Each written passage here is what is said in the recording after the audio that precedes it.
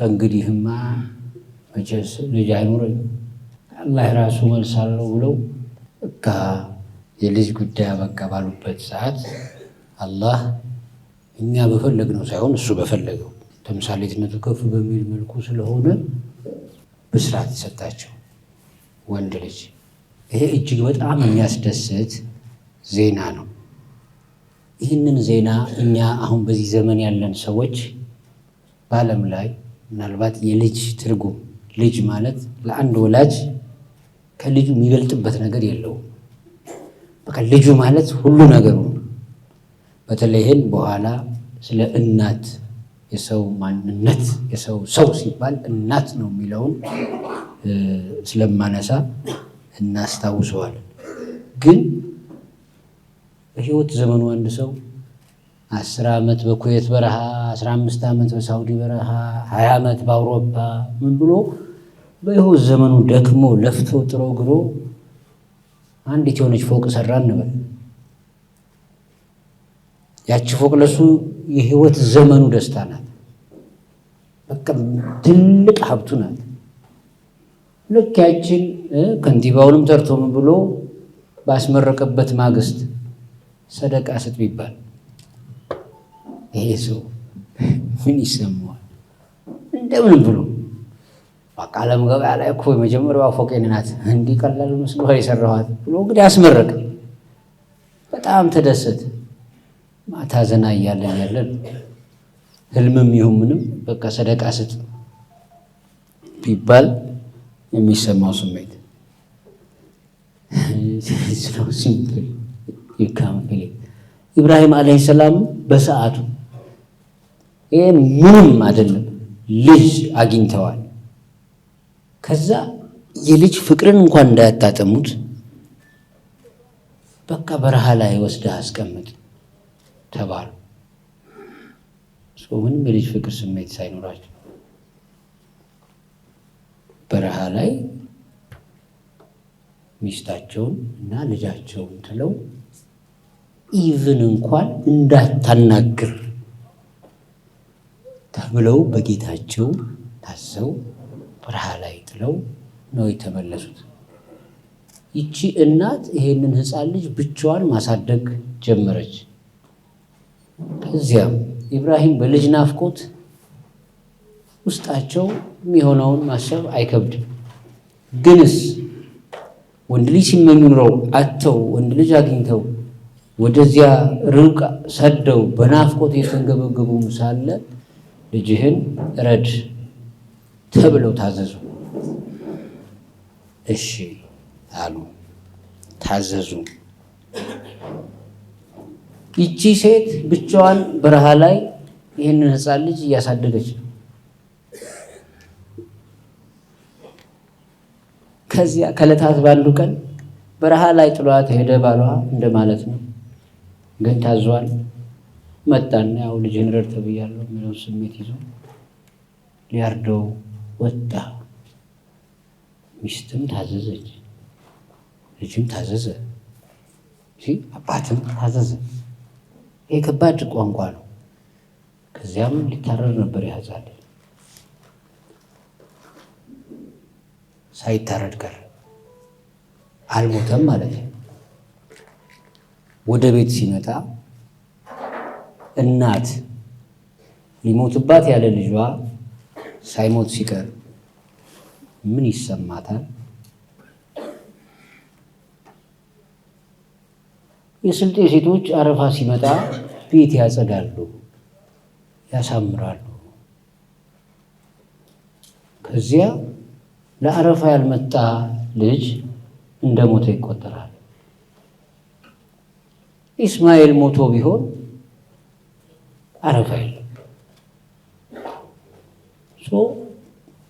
መዳን ነው፣ የልጅ አለመሞት ነው ማለት ነው። ይሄ አስገረመኝ።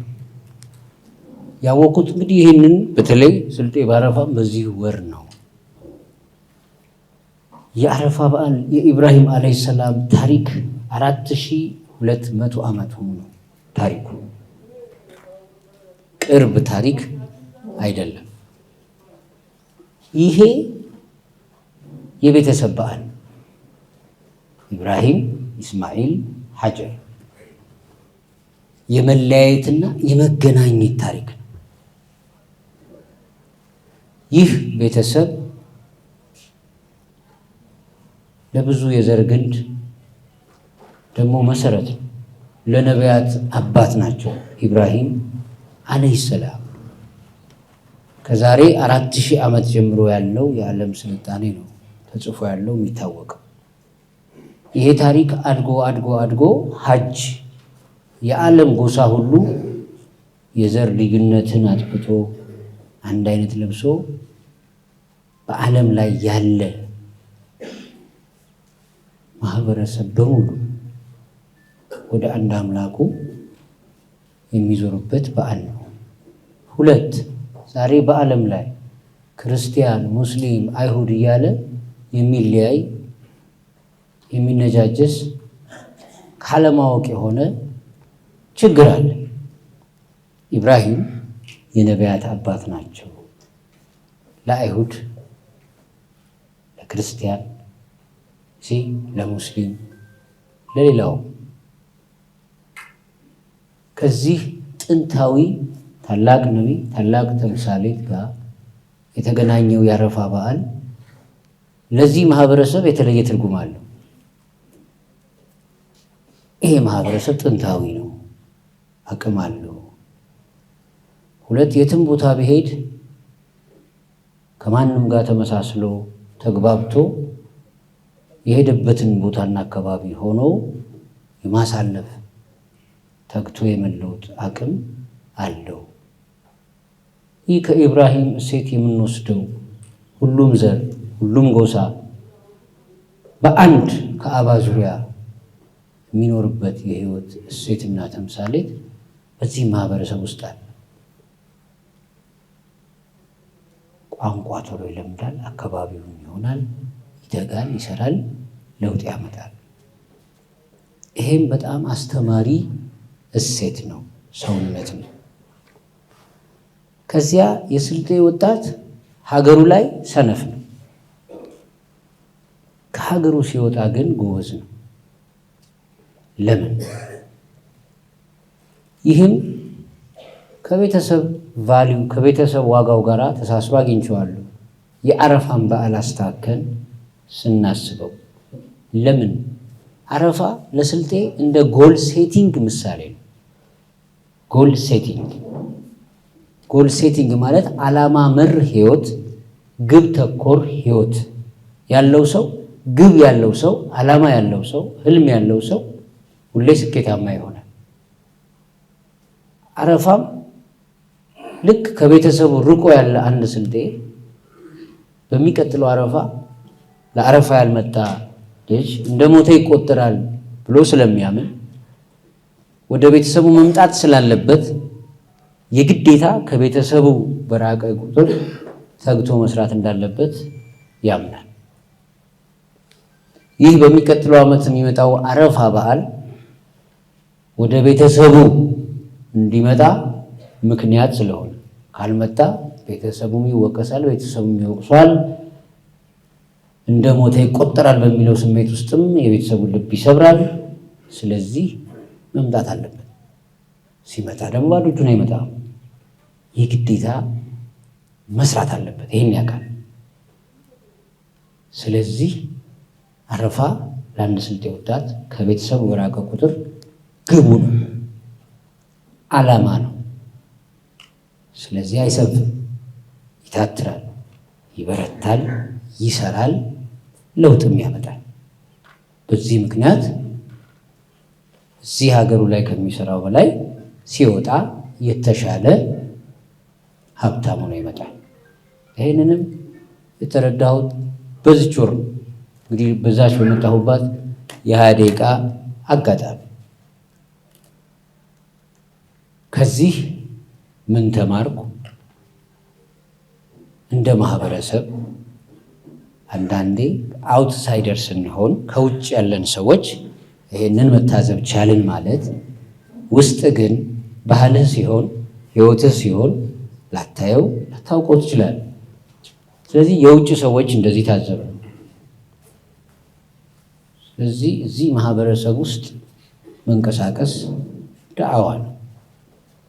ለምን አጠቃላይ በዓለም ላይ ኩንቱም ኸይረ ኡመቲን ኡኽሪጀት ሊናስ ሲል አላህ ለሰዎች ከተገለጸች ህዝብ በላጭ ሆናችሁ ከመጥፎ ትከለክላላችሁ፣ በመልካምም ታዛላችሁ ነው የሚለው። በአላህም ታምናላችሁ። ሰው መልካም ሳይሰራ አላህን ሊያውቅ አይችልም። በአላህም ታምናላችሁ የሚለው መጨረሻ ላይ። ምክንያቱም በመልካም ስራ ውስጥ ነው ኢህዲነ ሲራጠል ሙስተቂም አላህ ነው የሚመራው ሰው። እውቀት የቱንም ያክል እውቀት አላህን ሊያሳውቅ አይችልም እሱ ካልገለጠው በቀር።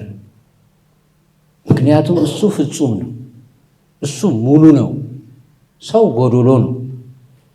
በግማሽ ሊትር ውሃ 2 ሊትርን መሙላት አልችልም። 2 ሊትር ቢኖረኝ ግማሿን ሊትር ማትረፍረፍ እችላለሁ እንደማለት ነው። እሱ ፍጹም ነው፣ ሰው ጎዶሎ ነው። ጎዶሎ ፍጹምን ሊያውቀው አይችልም በእውቀት ከሆነ። ግን ጎዶሎው አውቃለሁ እስካለ ድረስ ማወቅ ይችላል። አውቃለሁ እስካለ ድረስ ማለት በቃ ሳይንቲስት ብሆን በሳይንስ እውቀቴ እስከምችለው ድረስ ብሄድ ማለት ነው። ከዚያ በኋላ ግን እቆማለሁ። ስቆም አምናለሁ። ተሸንፎ ነው ሰው የሚያምነው። ባይዘው በቃ መሸነፍ አለበት ሰው። መጀመሪያ ትምክህቱ እንዲወጣለት ያስፈልጋል። ትምክህቱ ማለት አውቃለሁ እንዴ አውቃይታይ ችግር የለውም ምናምን የሚለው ትምክህቱ እስከ መጨረሻው መውጣት አለበት። ስለዚህ አውቃለሁ ባይነቱ እስኪሞት ድረስ ይመራል። ፈላሰ ነፃነት አለ። ከዛ ሄዶ መጨረሻ ላይ ሲል አም ሶሪ እኮ አውቃለሁ ብዬ መስሎኝ ነበረ ወደሚል መሸነፍ ሲመጣ ያኔ ነው ለማመን ዝግጁ የሚሆነው። ማመን ዝም ብሎ አይመጣም፣ እርግጠኝነትን ይፈልጋል። ምክንያቱም ከሞት በኋላ ህይወት ያመነ ሰው አሁን እዚህ እርግጠኛ የሆነ ሰው ከመስጊድ ያወጣም፣ ክርስቲያኑ ቢሆን ከቤተክርስቲያን ያወጣም። ግን ገና ነን። ለማመን ትግል ይፈልጋል፣ ሩቅ ስለሆነ ማመን ሰው በእውቀትም አሁን እዚህ መጥቼ እስካሁን ያነሳሳኋቸው ነጥቦች እንደ ማህበረሰብ ወደ እናንተ ስመጣ ስልጤ የሚባል አንድ ማህበረሰብ ውስጥ ስገባ አረፋን በዚህ መልኩ ይዞት ቆይቷል። ታሪክ ሲጻፍ 1 በፊደል ይጻፋል፣ 2 ባህል ውስጥ ይጻፋል። ባህሉ ማለት የሚኖረው ማለት ነው። ስለዚህ እዚህ ማህበረሰብ ባህል ውስጥ ያሉትን ነገሮች እንደዚህ ስንመዛቸው የተጻፉ ታሪኮች ናቸው። ግን በምን መልኩ? በመኖር መልኩ አረፋን የሚያክል ግብን ቀርጾ ህይወትን ቀርጾ ለማስተማር የሚያስችል እሴት በጣም ትልቅ እሴት ነው።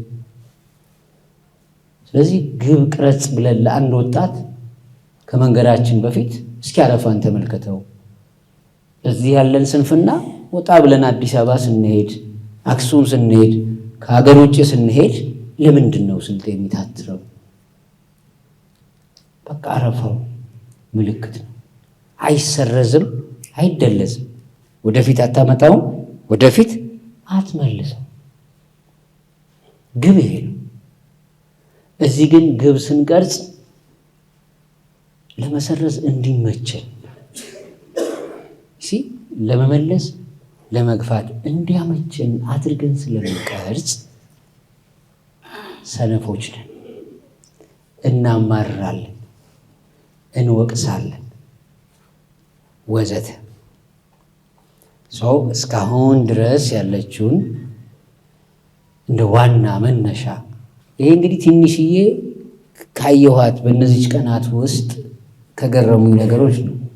10 ዓመት እዚህ ማህበረሰብ ውስጥ ኖሬ ቢሆን 20 ዓመት ውስጥ አላውቅም። ግን እናንተ አላችሁ ተወልዳችሁ ያደጋችሁት ምን ያክል ውቅያኖስ እንደሚኖር እናንተው ታውቁታላችሁ። የቤት ስራ ብቻ ለመስጠት ነው። እንደ ሀገር ኃላፊነት አለባችሁ። እንደናንተ ብቻ አይደለም፣ የሆኑ የተሰጠናቸውን መታደሎች የማካፈል ለሁሉ አለኝታም የመሆን ኃላፊነት ስላለባችሁ ነው። ይሄንን መነሻ አድርጉት።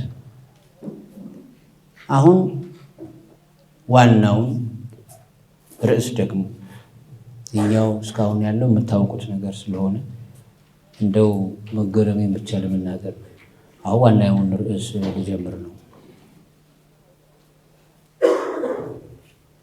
በዚህኛው ርዕስ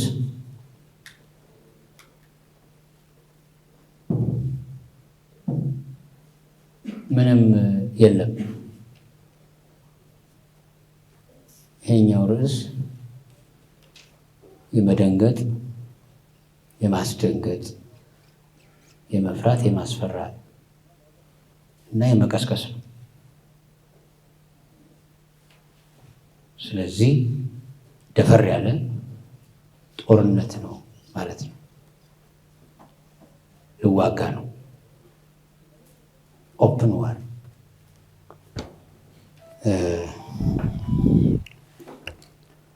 እዚህ አዳራሽ ያለ ሰው በሙሉ እዚህ ያለው ከአስተዳዳሪው ጀምሮ ሁላችንም ብንሞት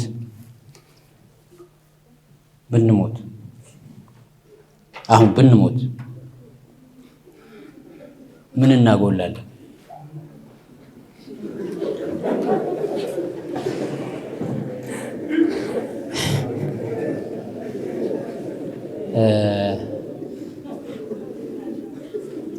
ምን እናሳጣለን? እዚህ ሁላችንም አሁን ብንሞትስ ምን እናጣለን? እንደውም ከመጨናነቅ እንደውም አላህ ቢወስደን ችግር አለ። እንዲህ ከምንጨናነቅ በዚህ ደባሪ አይደለም፣ በዚህ ሙቀት እንዲህ ባለ ስብሰባ ኖረን ምን አመጣን? ሀሳብ፣ ጭንቀት፣ እንደው ደግሞ ዝም አልበቃ፣ እንደው ስራም የለም፣ ደግሞ እንዴት ሆኖ ይሆን ከማለት ባንኖርስ?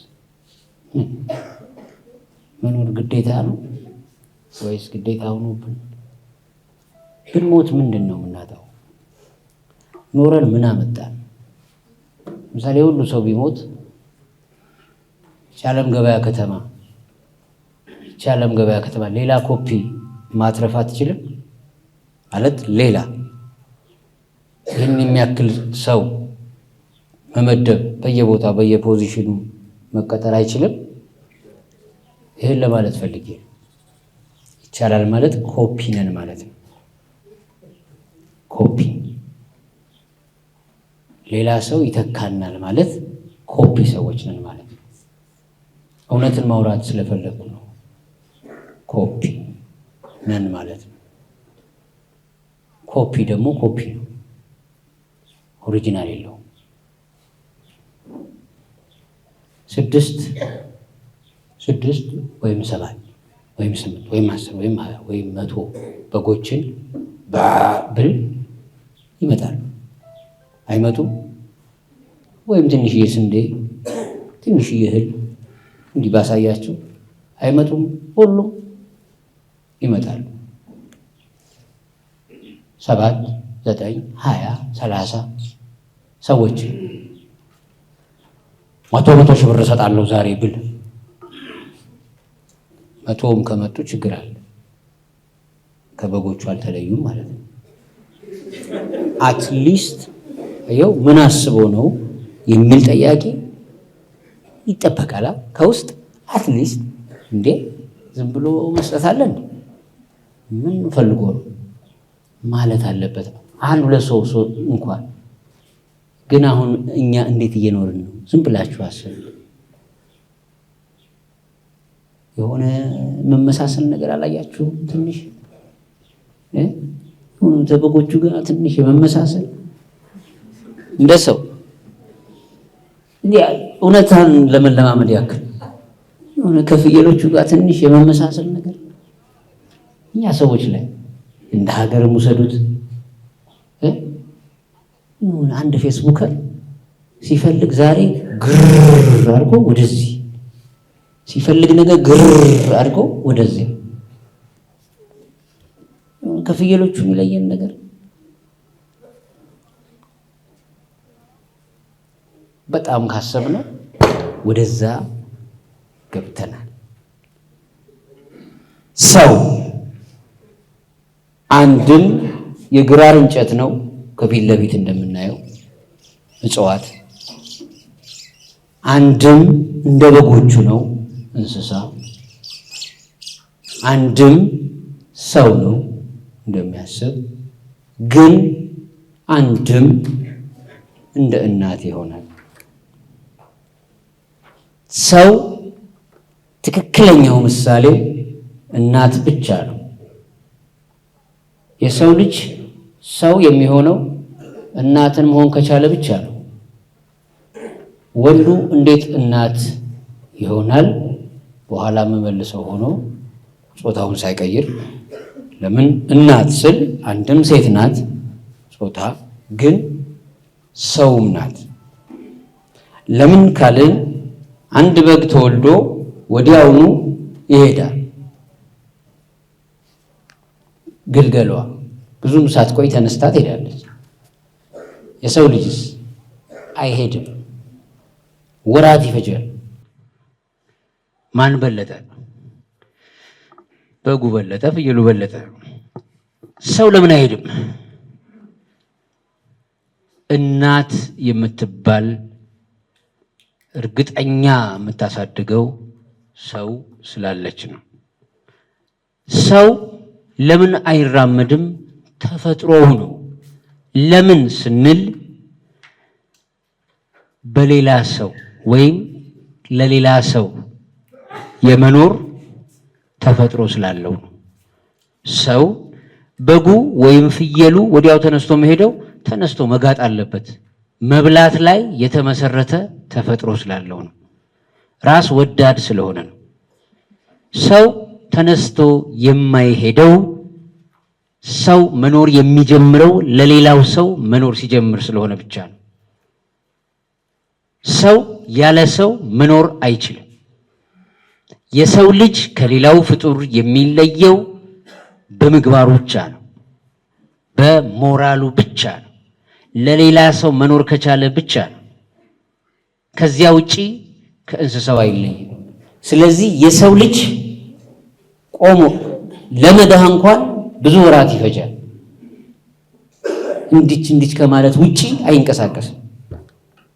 ግን እናት መቼ ነው ኖርኩኝ የምትለው? የወለደች ጊዜ። ከዛ ወልዳ ወዷ ተቀዶ ሊሆን ይችላል ልጅ የወጣው፣ በጣም ብዙ ቀናት አመጣ ሊሆን ይችላል። ግን ልጄን አሳዩ ነው የምትለው። ባይ ዘ ሞመንት ልጇን ባየች ቅጽበት ዓለም አብራት ትስቃለች፣ ትደሰታለች።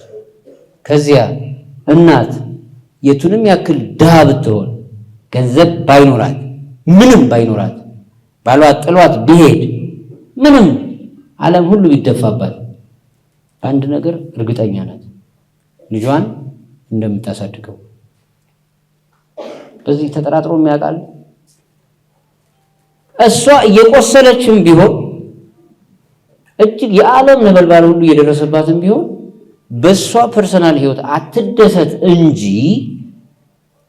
ልጇን ግን እንደምታሳድገው እርግጠኛ ናት። ስለዚህ የሰው ልጅ ሰው መሆንን ካሰበ እናትን ማጥናት አለበት። እንዴት ነው መሆን የሚቻለው? እጅግ በጣም መደሰት የምትጀምረው ልጇን ማሳደግ ስትጀምር፣ እጅግ በጣም የመኖር ትርጉም የምታገኘው ልጇን ማሳደግ ስትጀምር። ሰው ናት። ለምን? ያላትን እየሰጠች ነው። መስዋዕትነት እየከፈለች ነው። እየተራበች ነው። እንዴት ይህን ህይወት መረጠችው? እንዴት ራስ ወዳድ አልሆነችም? ራስ ወዳድ በመሆንና ለሰዎች በመኖር መሀል ያለውን የትርጉም ልዩነት፣ የደስታ ልዩነት እናቶች ያውቁታል። ወንድ ልጅ እንዴት ነው እናት መሆን የሚችለው የሚለውን መልሸው ላረዳድግ እንዲመች አላ ቢዚክሪላሂ ተጥመኢኑል ቁሉብ በዱዓ ብቻ ነው እናት መሆን የሚችለው ወንድ። በጣም ኢባዳ ወይም ጸሎት በማድረግ ብቻ ነው። መለኮት ነው እናትነት፣ ስጋዊ አይደለም፣ መንፈሳዊ ነው። ተፈጥሮ ራሱ ኔቸሩ ፍጹም ለሌላ መኖር ፍጹም ደግ መሆን አይቻልም። በሰውኛ ቋንቋ እየራበህ አታበላም መለኮት ከሌለው በቀር ማለት ነው። ስለዚህ ትክክለኛ የሰውነት ትርጉም እናትነት ውስጥ አለ። መሪዎች፣ አመራሮች ከእናት ተማሩ። መምራት እንደ እናት ነው። ህዝባችን ማለት ልጃችን። የእውነት መሪ ሆነህ አታገኝም፣ አታተርፍም፣ ሀብታም መሆን አትችልም። መሪነት አገልጋይነት ነው። መሪነት ለማኖር እንጂ ለመኖር አይደለም። ስለዚህ ወይ መሪ አትሁን፣ መሪ ከሆንክስ እንደ እናቱ ህዝብህ የቱንም ያክል ብትሰራ በውቀስ አይቀር። ልጅ እየወቀሳት እናት ይቅር ከማለት ልጄ ነው ከማለት ውጪ ክፉ አይደለች። መሪ ስንሆን እንደ እናት ለመሆን ማመን አለብን። አምነን ነው መጀመሪያ ያለብን። ካልሆነ ተስፋ እንቆርጣለን። ለምን? እየሰራንም ወቀሳ ነው የሚኖረው። በባህሪው ደግሞ የሚሰራ ትጉና ታታሪ እንደሚወቀሰው ሰነፍ ተወቅሶ አያውቅም። ሰነፍ አይወቀስም። ባይዘው ሰነፍ ለምን? ብትወቅሱትም ስለሚስቅባችሁ ሰነፍ ጋራ ድርድር የለውም። አንተ ሰነፍ ግን እንደው ብትሰራ ይሻል በረተው ግድ የለህም በሉት እስኪ። እውነትን እኮ ነው ግን አንተ መስራት ነበረብኝ ምናምን ይላቸዋል። ነገም ይሄን ይደግምላቸዋል። ከስንፍናው ጋር ተዋህዶና ተግባብቶ ስለሚኖር ሰነፍን ወቅሳችሁ በምንም ሁኔታ አትለውጡትም፣ አታበሳጩትም። ሰነፍ አይበሳጭ። ታታሪስ ቀላል ነው፣ ስስ ነው ብልቱ። ለምን? እየሰራ ነው። ጠዋት በጠዋት ገብቼ እንደዚህ አንጎሉ ስራ ሰርቼ ጭራሽ እንዲህ ብሎ ይፖስትብኛል፣ ጭራሽ እንደዚህ ተብዬ እኔ ልታች። አያችሁ? ለምን? ከእኔማ ከዚህ በኋላ እንዲህ ማድረግ የለብኝም። ስለዚህ በቃ ካሁን በኋላ በቃ የራሱ ጉዳይ። አየው? ተቺ የተቺ ትልቁ ዓላማ፣ የወቃሽ ትልቁ ዓላማ ምንድን ነው? ማሳነፍ። ቁል አዑዙ ቢረቢ ናስ መሊኪ ናስ ኢላሂ ናስ ሚን ሸሪ ወስዋስ ኸናስ። በሰዎች ጌታ፣ በሰዎች ንጉሥ እና በሰዎች አምላክ። ረብ ጌታ፣ መሊክ ንጉሥ፣ ኢላህ አምላክ። ምን ማለት ነው? አንዳንዱ ቀጣሪ ነው የሚያሰራኝ ብሎ ለቀጣሪው የሚሰግዳል፣ የሚያጎበድድ፣ የሚያበላኝ፣ የሚያጠጣኝ ብሎ ነገር የሚያቀራቅራለ፣ ሾካካለ፣ ነገረኛ እንዲት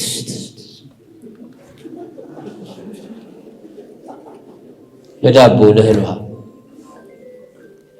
ያ ገዢው ንጉሥ በቃ እነዚህን ካስቀመጠ በኋላ ይሄ ምዕራፍ የሚያወራው የሰዎችን ስነ ልቦና አይደለም፣ ሳይኮሎጂያቸውን ስነ ልቦና። ስነ ልቦና ማለት ምንድነው? በሁለት ነገር የሰው ልጅ ፌል ያደርጋል። አንድ ራሱን በራሱ በሚፈጥረው ጥርጣሬ፣ አይ እንዲህ እኮ አስቦ ነው፣ ቆይ ይሄን ማድረግ የለብኝም። ይሄ ወስዋሲል ኸናስ አለ ወስዋሲል ፊ ሱዱሪ ናስ የሚለው ማለት ነው። በራሱ ሸክ ውስጥ ይገባል። ዝም ብሎ የማይሆን እንዴ ለምን መጣ ቆይ ቡርሃን ግን አሁን ስለ ስልጤ እያወሩ ያሉ ወደድ ባይሆኑ ምን ማለት ነው?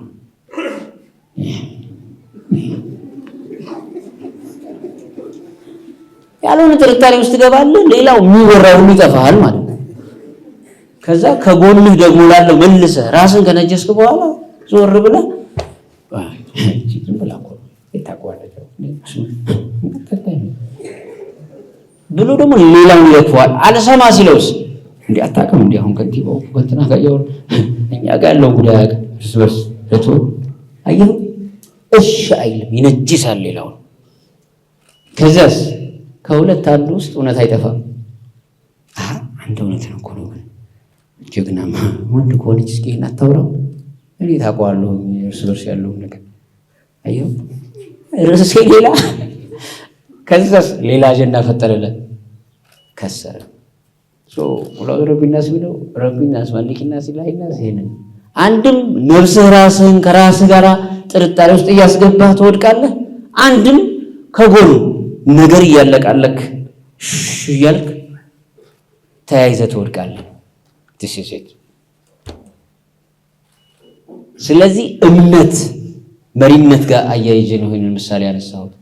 መሪ ስትሆን አመራር ስትሆን በየትኛው መስክ ውስጥ እመን ምን እንደ እናት ለመሆን አንተ ለመስጠት እንጂ ለመቀበል መቀበልም ካለ መቀበል መሸከም እንጂ መቀበል አይደለም። ስለዚህ የዓለም ገበያ ከተማ እድገት፣ የሆስፒታሎች መስፋት፣ የተቋማት መገንባት፣ የመንገዶች መሰራት፣ የተማሪዎች ወደ ትምህርት ቤት መሄድ፣ የሥራ አጦች ሥራ ማግኘት። ምክንያቱም እናትም ልጅ ወልዳ ስታሳድግ ሁሌ ልጄ ተምሮ እዚህ ደርሶልኝ ይመስገን እኔ ይህን ነገር ባጣም እንዲህ እኮ በሆኑ ልጄ ግን ዛሬ ጤናው ተመልሶልኛል፣ ልጄ እኮ እንዲሆኑልኛል። ይሄ ነው ፋክቱ። ይሄን ስል ግን የሚመራውንም ሰራተኛ ማሎክስ ሆኖ አይደለም ወይም እሱንም ደግሞ እንዲሁን የሚለውን እቀጥላለሁ። መሪዎች መጀመሪያ አመራር የሆንን ሰዎች እንደ እናት ለመሆን እናት በልምምድ አይመጣም። በልምምድ ቢመጣ በሴቶችና በእናቶች መሃል የሰማይና የመሬት ያክል ልዩነት አለ። ይሄንን ራሳቸው ሴቶቹ ያውቁታል። እኛ ወንዶቹ ከውጭ እናያለን፣ እናቶቻችን እናያለን፣ ከዛ ደግሞ እህቶቻችን እናያለን። አይገናኙም። ሁለት አይነት ሰዎች ናቸው። ኮምፕሊት ተቃራኒ ናቸው። ምንም አይነት ሲሚላሪቲ የለም። እናት የሚለው መለኮት ነው ማለት ነው። መለኮታዊ ነገር እናት እንዴት ታረግ እዚህ ጋር ግዘህ 4 ወር ሲያቅለሸልሽ እንዴት ደስተኛ ትሆናለህ? እዛ እንደዚህ ብለህ መሄድ እንኳን እያቃተ መልክህ ጠፍቶብህ እንዴት ደስተኛ ትሆናለህ? ከዛ መተኛት አቅቶ በጎን የለ በዚህ እንዴት ደስተኛ ትሆናለህ? እናት መሆን ይፈልጋል ሰው። መሪም ስትሆን ብዙ የማይመች ነገር እያለ ግን እንዴት ደስተኛ ትሆናለህ ስትል ነገ አሁን እዚህ ጋር እጅግ በጣም ነው ያከበርኳቸው። በጣም ሙቀት አለ ግን you are strong። ይሄ ያሳሳል። ስለዚህ ለዚህ ህዝብ መሞት መኖር ወይም እናት መሆን ስትል ነገ እያንዳንዱ የወረዳ ቀጫጭን መስመር ሁሉ መሰራቱ ውስጥ እሴት አለ።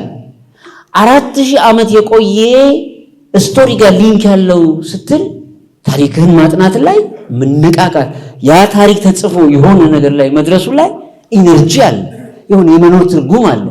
ከመብላት ከመጠጣት ያለፈ የሆነ ለምሳሌ ሰው እጽዋት ሲሆን 3 ሰው ያልኳችሁ እጽዋት ሰው፣ እንስሳ ሰውና ሰው። እጽዋት ሲሆን እሺ ባይ ነው፣ ምንም እጽዋት ነው። በቃ አሁን ይሄን ግራር እዚህ ያየሁት ነው፣ ብቆርጠው ይችላል። ይሄው እንግዳ መጣ ተብሎ ግራሩ እንደ ጉዝጓዝ ተነጥፏል። ቀንጥሳችሁ የተቃወመ ግራር አለ? በቃ ለመረገጥ የተፈጠረ ነው። ለመረገጥ የተፈጠረ ሰው የለም። ያም ይለዋል። እሺ ብቻ ከእንዲህ አይነት ሰው ይጠብቃል። እንዲህ አይነት ሰው አለ። በቃ ለመረገጥ ይሄ ትልቅ ለራሱም አይሆንም፣ አካባቢም አይሰራም። በቃ ሳር ነው ሆነ እንትን ነገር እጽዋት ሰው ይባላል። ይሄ እጽዋት ሰው ያም ህይወት አለው፣ ይሄም ህይወት አለው። ያም ይተነፍሳል፣ ይሄም ይተነፍሳል። ግን ብትገሉትም ብታኖሩትም ምንም ስራ ጀምር፣ እሺ ስራ ጀምር ብላችሁ ጀመረ። ተወሱን ስራ እሺ ይላል እንዴ? ስራ ብለህ ነበር እኮ አትሊስት አለ። እሺ ይሄ እጽዋት ሰው ይባላል። ሁለተኛው ሰው እንስሳ ሰው ነው። እንስሳ ሰው ደግሞ ከኔ ውጪ የሚል ሰው ነው። እንዲህ የሚዋጋ ነው። ቀንዳም በሬ ወይፈን ሆዳም ነው። ራስ ወዳድ ሰልፊሽ። ይሄ እንስሳ ሰው ይባላል። ቀንድ ብቻ ነው ያለው። ስለዚህ ሲታዘዝ አይ ነው እንደዛ አይሆንም። ለምን? እሱ አላመነጨውማ። እንደዚህ ስራ አይ ነው ምን ነው ሲባል ነው እንደዛ ነው የሚሰራው። የለም ይሄ ውስጣችን ውስጥ እንስሳ ሰው ይባላል። አኒማል መዋጋት ብቻ ነው የሚያውቀው። ርህራሄ የለውም። ማሳጣት፣ ሌሎች ማሳጣት፣ ርህራሄ የለውም። አሁን የሆነ አውሬ ሊያድን ቢዘጋጅ አውሬ ሊያድን ከተዘጋጀ መጀመሪያ ይደበቃል። አንበሳንም ውሰዱት፣ ነብርንም ውሰዱት፣ ይደበቃል። ከዚያስ በጣም ይመለከታል የሚያጠቃው እንዴት እንደሚያጠቃው። ሊያጠቃው ሲሞክር ያ እንስሳ ወዴት እንደሚያመልጥ አቅጣጫውን ይመለከታል። ይህንን ዝም ብለህ ናሽናል ጂኦግራፊ ከፍተህ ማየት ነው። ተደብቆ እንስሳው ከዚህ ዘሎ ወደዛ ሊደበቅ ነው ወይንስ ወደዚህ ነው የሚሄደው? በቃ ፎከስድ ሆኖ እሱም ብቻ ነው የሚያየው። ያስ እንስሳ አገር ሰላም ብሎ አሳሩን እየጋጠ ነው። ከኋላ የሚያጠቃው እንዳለ አያውቅም። እዚህም አንድ ምስኪን ከርታታ ሰራተኛ አንገቱን ደፍቶ እየሰራ ነው። ከጀርባው ማን እንደሚያጠቃው፣ ማን እንደሚያማው፣ ማን ስራ እንደማያሰራው አያውቅም። ይህ ደግሞ ማህበራዊ ሚዲያ አለ። ማህበራዊ ሚዲያ ማለት ነው ይሄው ማንነቱን አታውቁት። ጀግና ፊት ለፊት ያጠቃል። ጀግና ያው ጦርነት ውስጥ ነኝ ከእናንተ ጋር ጀግና ለመሆን ፊት ለፊት ነው የማወራው። ጀግና ይሄ ነው። ፈሪ ስትሆንስ ከጀርባ ዞሮ አሁን እዚህ እንደዚህ አልኩ አይደለ? ስልጤ ማለት እኮ አልኳችሁ። ለምሳሌ ተማርኩት ይሄንን ነው። ከጀርባ ዞሮ የሆነ በማላውቀው ስም ምናንተ ቶቱንቱና በሚባል ስም ሊሆን ይችላል። ደግሞ ኔጌቲቭ ብጽፍ እኔ ማን ነኝ? ዋማይ ስብሰባ ላይ በጣም አጨብጫቢ ሆኖ ይሲ ከጀርባ ዞሮ ደግሞ እንኩልኳይ የሆነ ኩበት እንዲህ ይጫወታል። ያ ሰው ማን ነው? እንስሳዬ ነው። ለምሳሌ አንበሳ እኮ ይኸውልህ ጀግና እኮ ነው። ፊት ለፊት እኮ አንበሳን ገና ሞገሱን ስታዩ ትደነግጣለህ፣ ትርበተበታለህ። ጀግና ነው። ግን እዚህ ጋር ራሱ ጸጉሩ ምን ብሎ ገና ድምፁን ሲያሰማ የለም። ፊት ለፊት ታታሪ ነው። ይዘው የሆነ ትጉ ነው። እንትናዬ እንዴት ነው? አማን ኤቭሪቲንግ ኦልራይት? ዋው በቃ ዲያርግም ብዘራት እኮ በቃ ዓለም ገበያ የአፍሪካም የዓለምን መርካቷችን ናት። በቃ እናሰፋታለን። በጣም ነው ደስ ዋው እንትና ጎበዝ ነው ብለው ፖዚቲቭ አጠቃላለ። አንበሳ ግርማ ሞገሱ ዘወር ሲልስ አንበሳው ሲያጠቃ ሳሩ መሃል ይደበቃል። ከዛ እንዴት እንደሚያጠቃት ያችን በግ ከነ ልጇ ይመለከታል።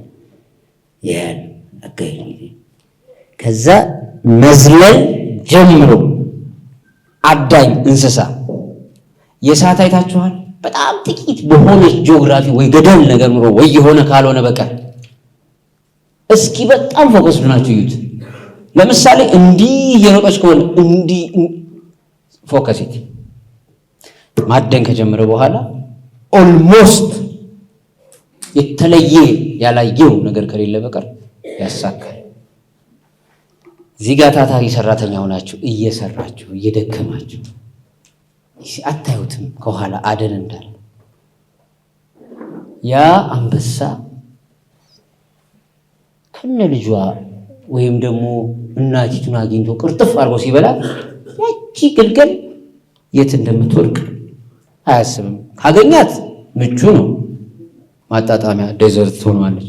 ግንስ ካላገኛትም እናቲቱን አገኝ አይደለም በቃ ግልገሊቱ ሜዳ ላይ ቀረች። አያምም። እንደዚህ ከጀርባ ሆኖ ማንነቱ ደብቆ ክፉ የሚያወራ ሰው ማለት ይሄ ነው። ያችን ግልገል ሜዳ ላይ ጥሏታል። ምንም አይመስለው ቅርጥፍ አድርጎ በልቷት።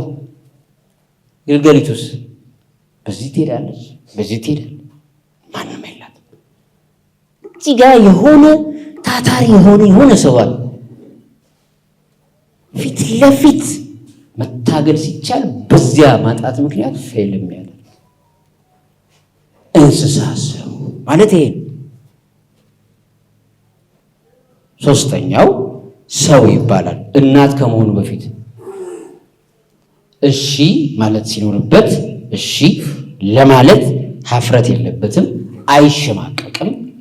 ተሳስቶ ተሳስቻለሁ ለማለት ችግር የለበትም፣ ያምናል፣ ይቀበላል።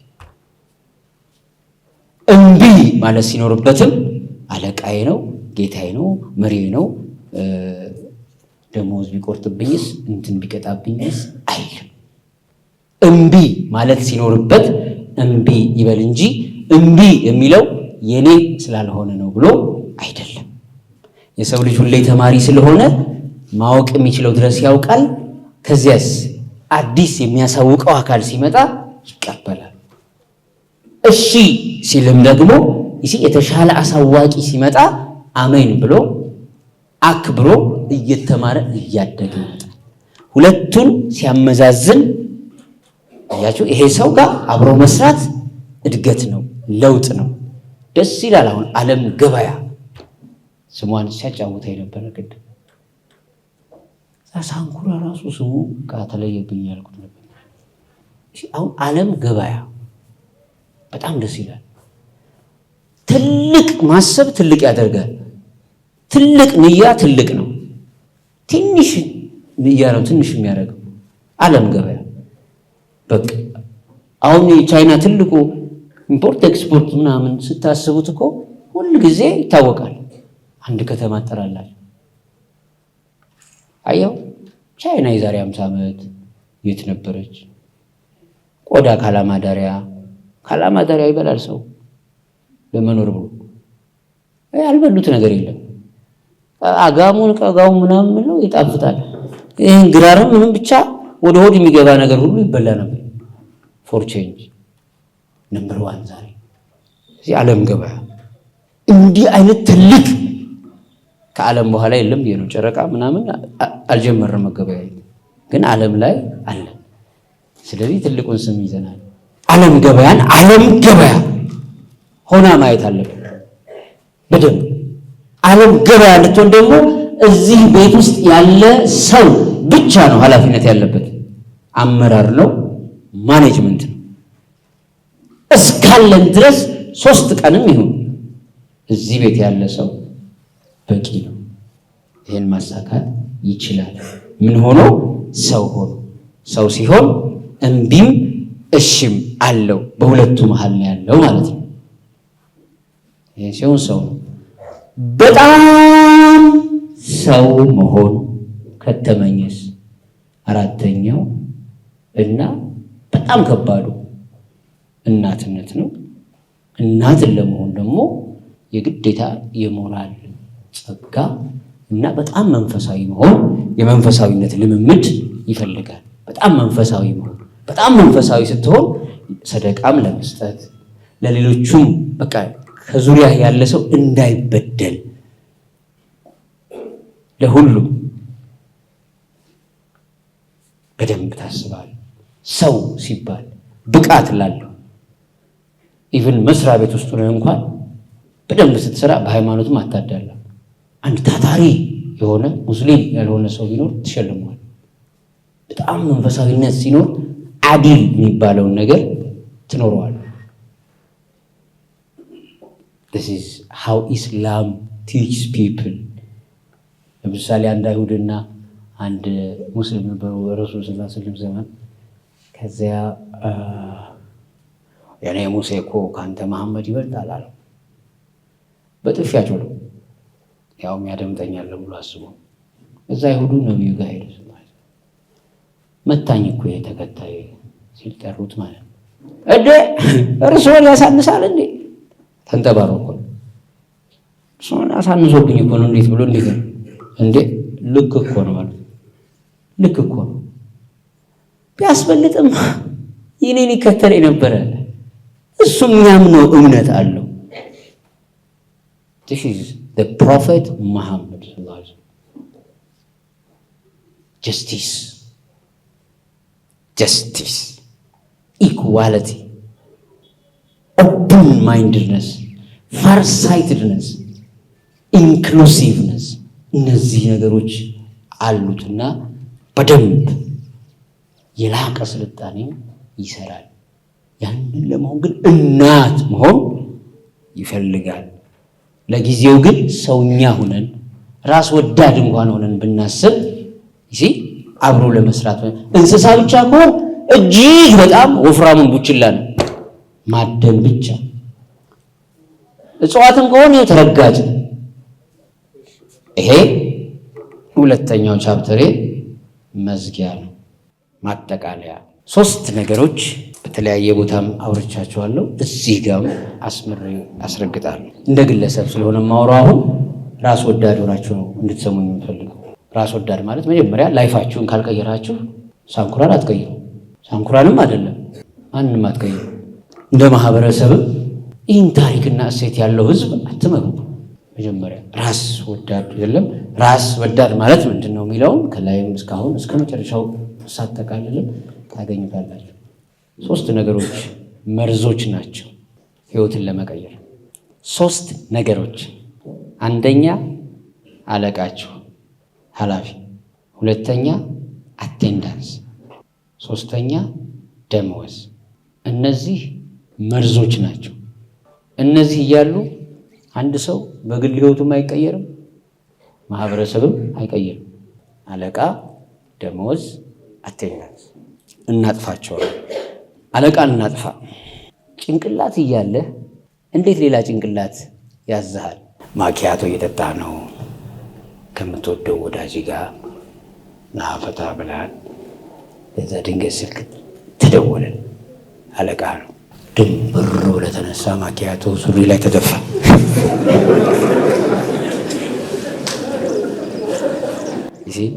እቅድ አለ። አቅደሃል እኮ ምን በዚያ ሰዓት ከጓደኛህ ጋር እየተጨዋወትክ ነው። ነጭስ በአንተ ሰዓት የሚወስን ሰው አለ ማለት ነው። ለምንድን ነው አለቃ የሚደውለው? አሳማኝ ምክንያት ከሌለው አለቃ ማዘዝ አይችልም፣ መደወል አይችልም። ክፍተት ከሌለበት በቀር የትኛውም አለቃ አይደውልም፣ የፈለገ ቢሆን። ኢቭን እንኳን አንዳንድ አለቃ ሴትን ይሁን ብሎ ሴቶች ብዙ ጊዜ የምታነሱት ነገር አለ፣ አይደውልም። አሳማኝ ጋፕ ካላገኘ 100%። ለምን? አለቃ ራሱ የሚፈራው በጣም ሰራተኛ አለ። ማን የማይመጣ 15 ቀን አይመጣም ቢሮ አይሰማው፣ በራሱ መንገድ ነው የሚሄደው። በህይወቱ ሊያባረረው የሚፈልገው ሰራተኛ ያንን ሰራተኛ ነው፣ ግን ማባረር አይችልም። ለምን? ማባረር ነበር፣ ግን እሱ ይሄድ ማን ይሰራዋል የሚባል ሰው የለም። አመሰግናለሁ። አለቃ ራሱ የሚፈራው ሰው አለ ማለት ነው። ትክክለኛው አለቃ ማን ነው? ስራ። አየው፣ በስራው ብቃት ስላለው ያ አለቃ ይህንን ሰራተኛ ይፈራዋል። በድፍረት ነው የሚሄደው። በቃ እንዲህ እያለ ይችላል። ከዛስ ጥርሱን ነክሶ እንደው ሲለው ምን አልከኝ ሲለው አይ ጠፋ ብዬ እንደው ናፍቆቱ ብሎ አለቃ ይገባል። ያ አለቃ ግን ሌላው ሰው ማስፈራራት ይችላል። ስለዚህ የመጀመሪያው አለቃ ስራ ብቻ። በስራ እስኪ ጥንቅቅ አድርገህ ስራ። በምን አለ ስራውን አልጨረስክም ወይ ከማለት ውጪ አለቃ እንዴት ነው ሰላም ነው እንደው ቤተሰቡ እያለ አንድ ቀን ይደውል ይሆናል። በተከታታይ እንደዚህ ሊደውል ይችላል። አለቃ የለውም መንገድ። ስለዚህ መጀመሪያ ስራን አጠናቆ መስራት የመጀመሪያው ኢምፖርታንት ነው። ይህን ካላደረግ የግል ፕላን የለህም። ዓላማ እንኳን አቅደህ በትርፍ ሰዓት የሆነች ነገር አድርጌ ህይወቴን እቀይራለሁ ብትል ማድረግ አትችልም። ለምን? ኤኒ ታይም የመደወል ስልጣንና ሌላ ጭንቅላት እንዲመራህ ፈቀድክ ማለት ነው። አንተ ጭንቅላት እያለህ የሌላ ጭንቅላት ሲመራህ ከሆነ እጽዋት ሰው ለመባል ፈቅደሃል ማለት ነው። ምክንያቱም እጽዋት በራሱ ሳይሆን በሚመራው የትኛውም አካል የሚመራ ስለሆነ ማለት ነው። ይሄው ግራሩ ድንገት እንግዳ ስለሚመጣ ቀንጥሰ ይኸው አጋድመዋል። እየረጋገጥ ነው። አለቃህን ቀንስ አይደለም አስወግድ። በምን? በታታሪነት። ከዛ አለቃ አንተን ማየትም አይፈልግም። በቃ he is happy። አንተን የሚፈልግ ሊሸልምህ ሲፈልግ ብቻ ነው። ሊያከብርህ ሲፈልግ ብቻ ነው። ካንተ ጎን መማር ሲፈልግ ብቻ ነው። ስለዚህ አንተ ትሆናለህ አለቃው። እሱም ፈቃደኛ ሆኖ አለቅነቱን ይሰጣል። ክፉ የሚባል እንኳን ሰው ቢሆን አንተን መናገር አይችልም፣ ኢቭን ማማት አይችልም። ምክንያቱም ታጎልበታለህ። ለአለቃ ሰራተኛው ተግቶ ሰርቶለታል ማለት ክብሩ ነው፣ ኃላፊነቱን ተወጣ ማለት ነው። በጣም መጥፎ እንኳን ቢሆን ሊያማህ አይፈቅድም፣ አይችልም። ራሱን ነው የሚጎዳው። ታትረህ ስራ፣ እመንበት። ሁለተኛ በአንድ ቀን የምናሳልፈው የስራ መጠን በጣም ትንሽ ደቂቃ ነው። በጣም ካስተዋል ነው አብዛኛው ሰዓት ፍሪ ታይም ነው። ስለዚህ በቀን ውስጥ በጣም ትንሽዬ ሰዓት ነው የሚፈጀው ስራ ለመስራት። የእውነት ያንን ማድረግ ምን ይጠቅማል? ስትወጣ እንኳን ሰላም ትውላለህ። በጣም በትንሹ ሰላም ትውላለህ። ተመስገን ስራዬን ጨረስኩ አትልም? ይኸው ስራዬን ጨረስኩ፣ ከዚህ በኋላ ስራ የለብኝም። ከዚያስ ነገም ወደ ቢሮ ለመግባት አትደበርም፣ አትቸገርም። ቢያንስ የራስህን ሰላም ታገኛለህ ስራህን አጠናቀህ በመስራት። ስለዚህ በመጀመሪያ ደረጃ ተግተህ መስራት፣ የዕለቱን ስራ ቀድመህ ማጠናቀቅ። ከዚያ ሰላም ይሰማሃል። እዚያ ሰላም ውስጥ ምን ታገኛለህ? እስኪ ህይወቴን ለመቀየር ምን ላስብ? አየህ፣ አንደኛ አለቃ አይደውልብህም። እርግጠኛ ቢደውልም ጨርሻለሁ አስረካክባል። ፍሪ ታይምህ ላይ የሚያስጨንቅህ ስልኬን ልዝጋ አልዝጋ የሚያስብልም ነገር የለብህም። ምን ማሰብ እችላለሁ? ምን መስራት እችላለሁ? ምን ማንበብ እችላለሁ? ምን ባደግ? ፈቃድ እንኳን ብትጠይቅ ፍሪ ነህ። ታትረህ ሰርተሃል። ስትሰራም ትሰራለህ። አይ እሱ እኮ ቤቱም ወስዶ ቢሆን ጨርሳል። ይህንን እድል ትፈጥራለህ። ስለዚህ 2 ቀን አግኝተህ የሆነች ቦታ ሄደህ ስልጠናም ለመውሰድ የሆነች ነገር ለማድረግም የተሻለ ኦፖርቹኒቲ የመፍጠር አቅም ታገኛለህ። ስለዚህ ቀድመህ ተግተህ አጥርተህ ስራህን ማጠናቀቅ ለራስህ ነው የሚጠቅም። ውሎህን ሰላም ያደርግልሃል። በማግስቱም ስትመጣ ሰላም ትመጣለህ። ደግሞ ምን ይለኝ ይሆን እያልክ ድብብቆሽ አትጫወትም ካለቃህ ጋር። ቀና ብለህ የመሄድና ፊት ለፊት በሙሉ ልብ የመሄድ ለሰው ልጅ ደግሞ ቀና ብሎ መሄድ እንደመቻል ከፍርሃት እንዲህ ከመሽቆጥቆጥ ከመደባበቅ እንደ መጽዳት ያለ ክብር የለም። በክብር ትገባለህ ቢሮ፣ በክብር ትወጣለህ። በገዛ ስራ ተግተህ አምነህ ለራስህ ብለህ ሰላምህን ለማግኘት ለምን ውሎህን ፒውር ለማድረግ ፐርፌክት ለማድረግ ትንሽዬ ሰዓት ነው የምትፈጀው። እሷን ካጠናቀቅክ በኋላ አእምሮ ሰላም ስለሚሰማው በጣም ብዙ ነገር ለማሰብም አይደለም ሌሎቹንም ለማገዝ እድል ታገኛለህ።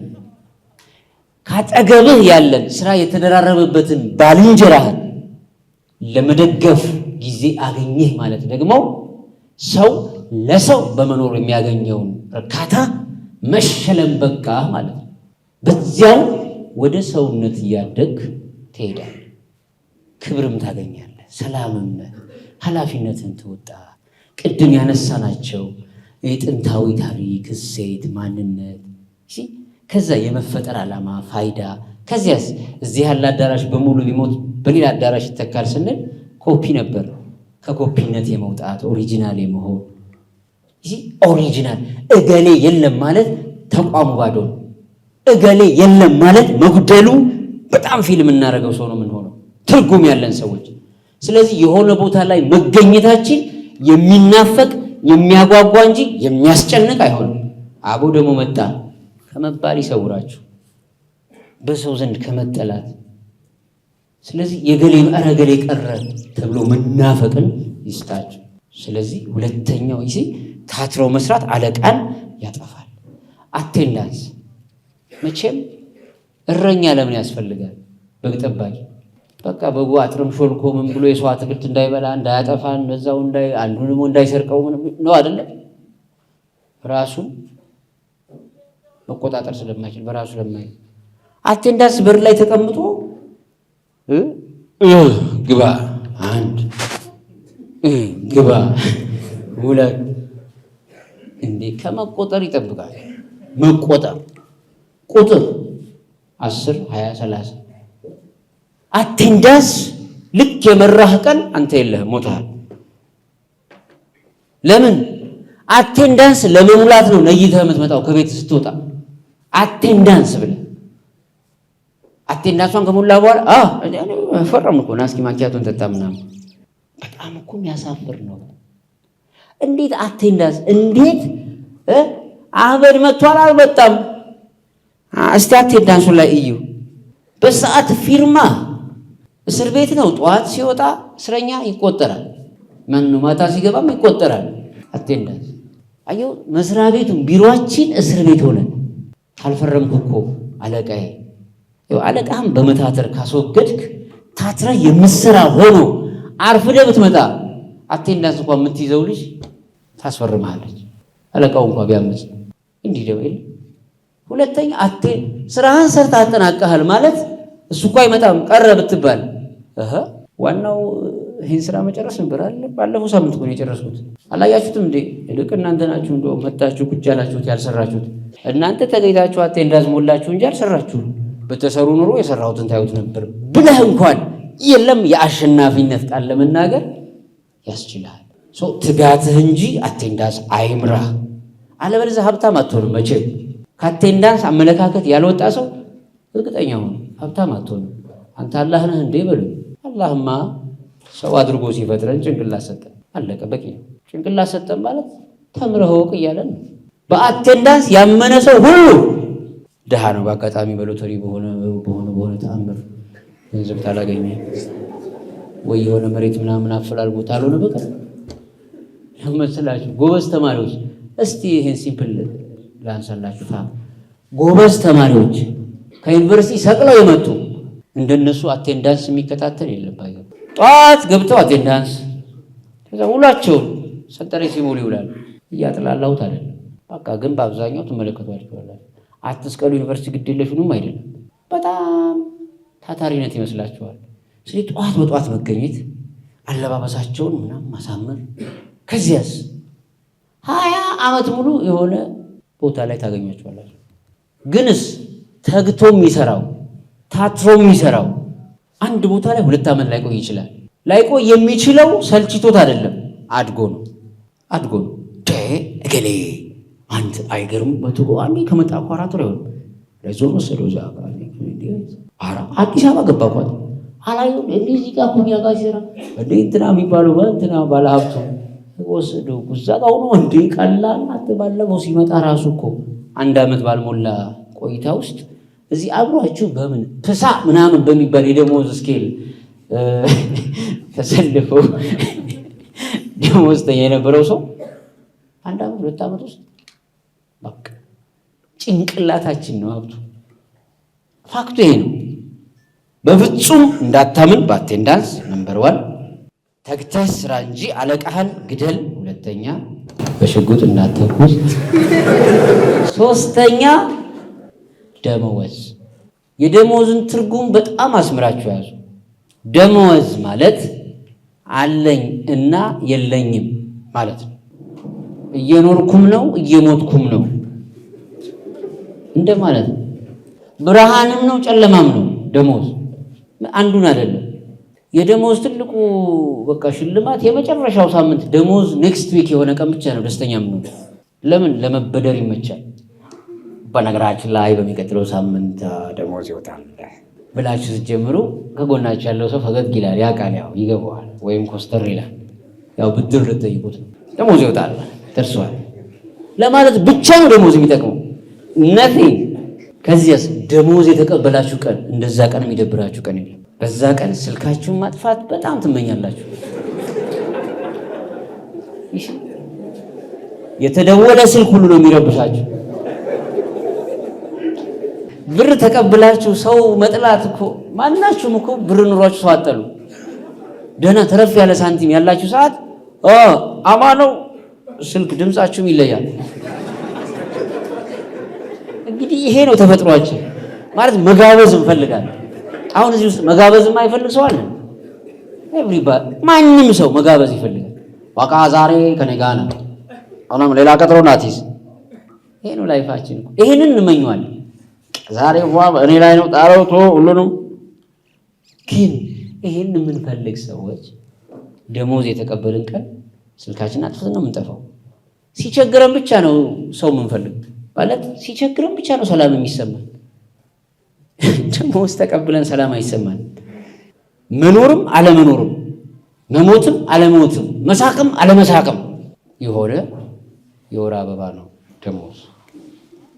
የወር አበባ ሲመጣ ያማል። አንድ ሳምንት ያማል እስኪመለስ ወይ ምናምን ነገር ያው እንደነገራችሁን ነው አይቻልም። ግን አየው ደሞዝ ሲመጣ ያማል። ወሩን ጠብቆ ነው የሚመጣው። ልታስታውሱት ነው በየወሩ።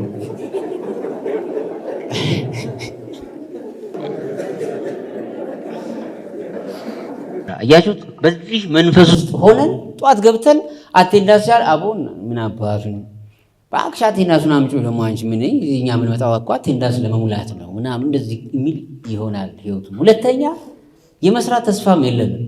ጨልሞብን ነው የምንሰራው፣ ቢሮ የምንገባው። ሶስተኛ ስንመጣ ቅሬታ አቅራቢ እንጂ አመስጋኝ የለም፣ አሰልቺ ነው። አራተኛ በመንገዳችን ላይ ስንሄድ ዓለም ገበያ እንቀይራለን። በዓለም ገበያ ላይ በቃ ትልቅ ከተማ፣ ትልቅ ተፎካካሪ የንግድ ማዕከል፣ ትልቅ ዱባይን እንሰራለን የሚል ህልም ያለው ሰው በሙሉ እዚህ ውስጥ ባለ ስብራቱ ምክንያት መስራት እየፈለገ መስራት እንደማይችል ሲሰማው ውስጡ ይሰበራል።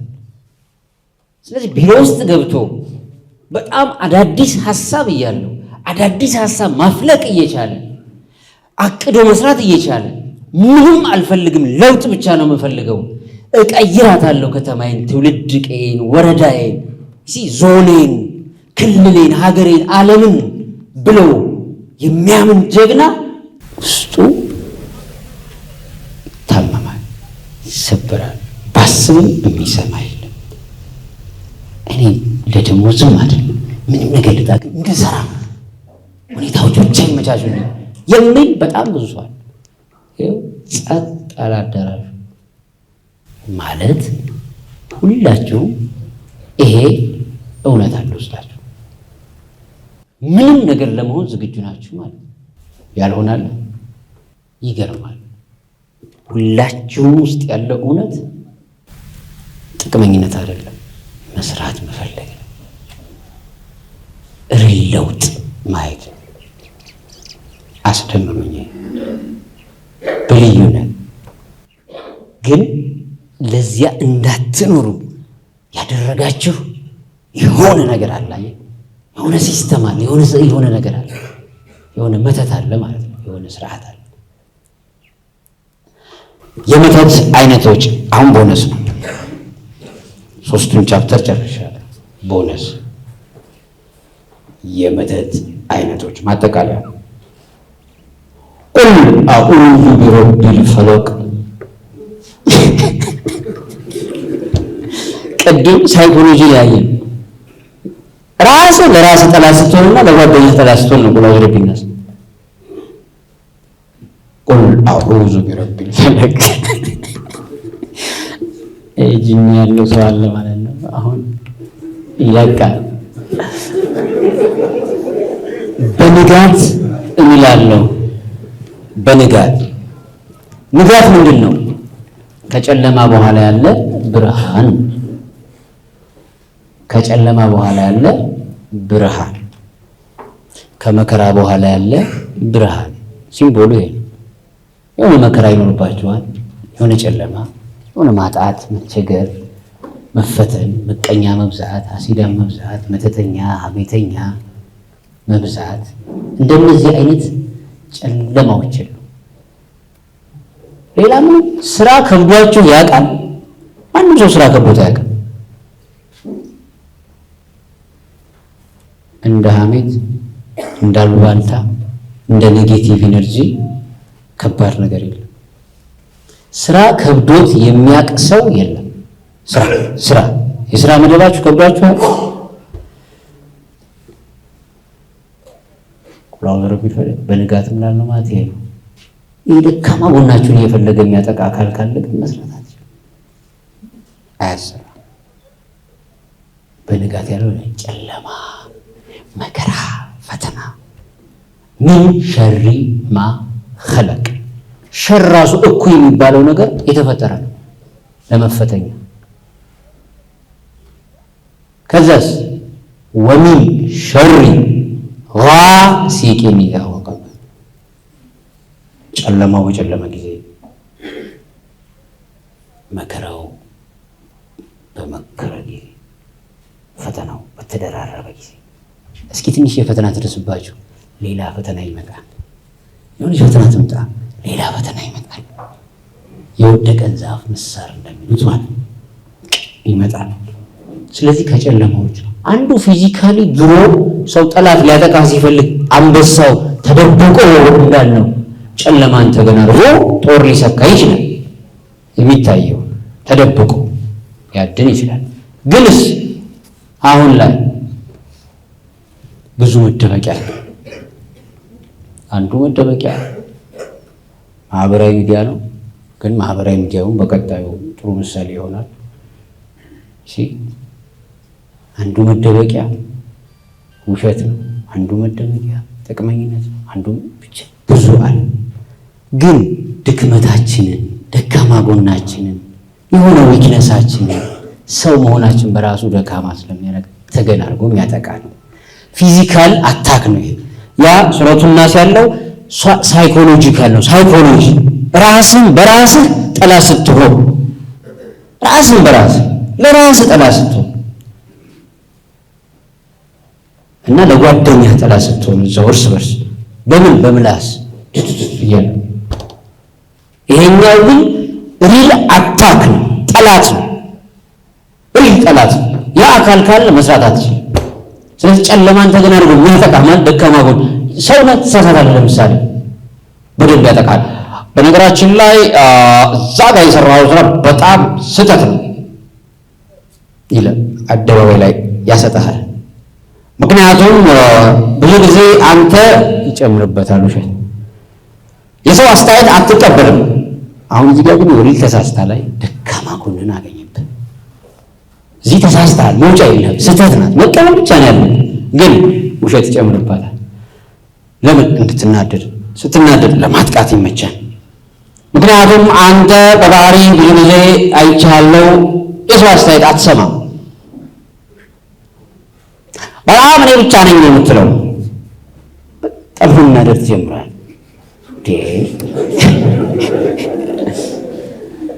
አዎ ልትናደድ ትችላለህ። እኔ ግን የማወራው እውነት ነው።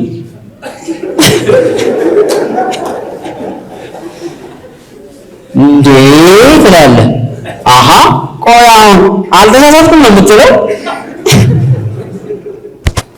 ተያዝካይ ይጨለምነች ስህተት እስኪ ያገኝ እንዴት ይቀምራታል፣ እንዴት ይደርሳታል። በጣም ይሰብርሃል። ወሚን ሸሪ ጋሲቂን ኢዛ ወቀብ ማለት ይሄ። ከዛስ ወሚን ሸሪ ነፋሳትን ፊል ዑቀድ ማለት ከደጋሚዎችና ከመተተኛዎች ማለት ነው። ደጋሚና መተተኛ አሁን ዘመን የለም። ታዲያ ይሄኛው ለየትኛው ያገልግል ማለት አልተለመደም ነው። የአሁኑ ትክክለኛ ድግምት ቲክቶክ እና ፌስቡክ ነው። ትይዙታላችሁ፣ ሰውየው መያዣ አላችሁ። በቃ ድግምት ማለት ምንድን ነው? አንተ ላይ የስነ ልቦና ስራ ይሰራል።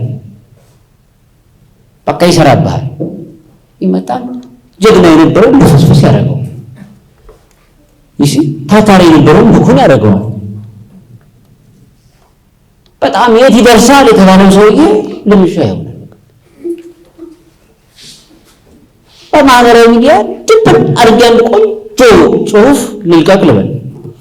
በነገራችን ላይ እንግዲህ ዓለም ገበያ ከተማ ለሁላችንም ተስፋ ለሁላችንም ብሩህ ከተማ እንደሆነች ይታወቃል። ነገር ግን ከተማዋን እንዳታድግ የሚፈልጉ ብዬ ጻፉ።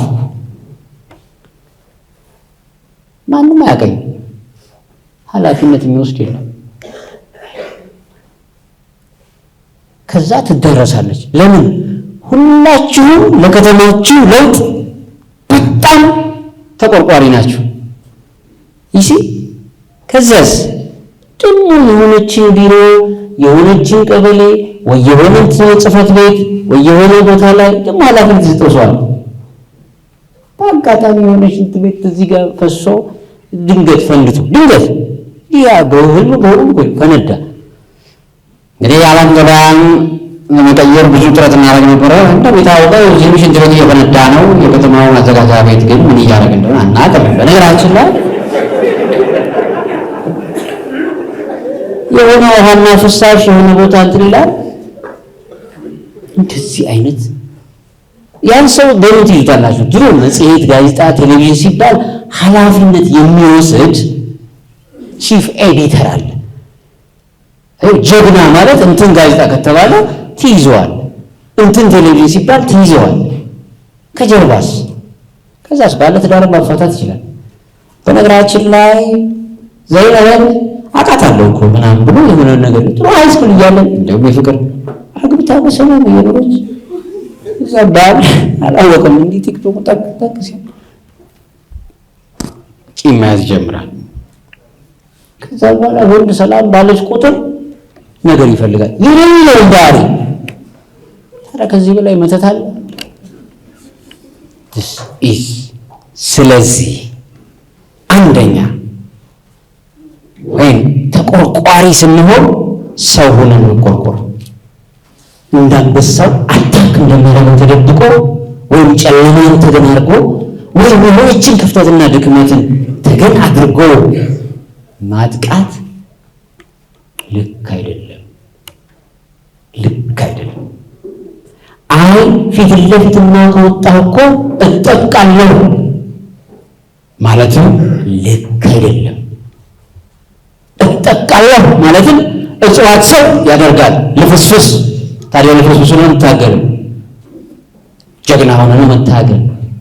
ይሄ እውነት ጥቅመኝነት ከሌለ በቀር በሰው ልጅ ላይ ማንም ሰው ጠንካራ ነው፣ ማንም ልፍስፍስ የለም። ለምን እዚህ ቤት ያለ ሰው ኃላፊነት ቢወጣ ሌላ ይህን የሚያክል ቤት ይኖራል ማለት ኃላፊነት መወጣት የሚችል ሰው አለ።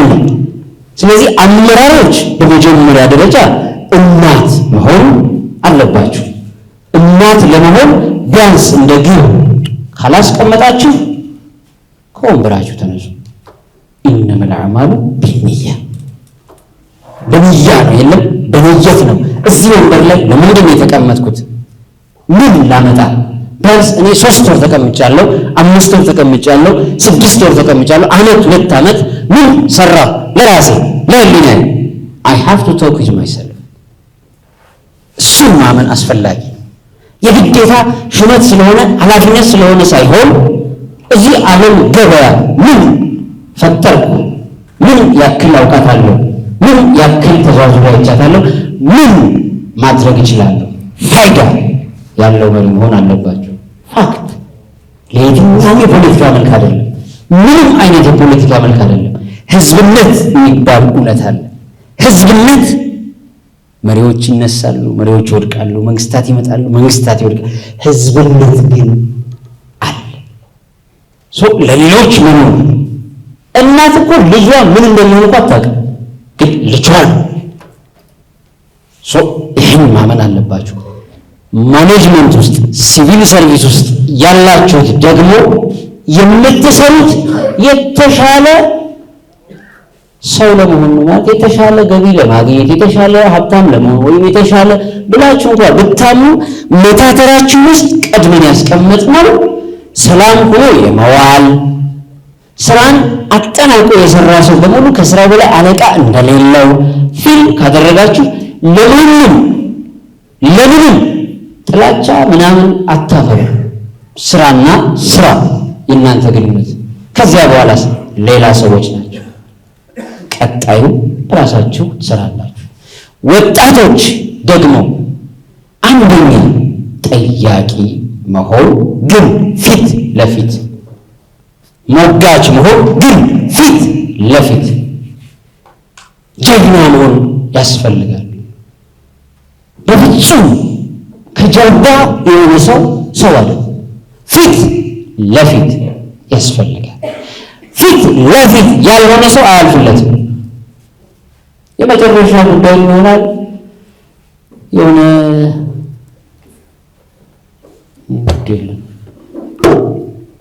ነገር አመላላሽ ነው የሚቀርበው።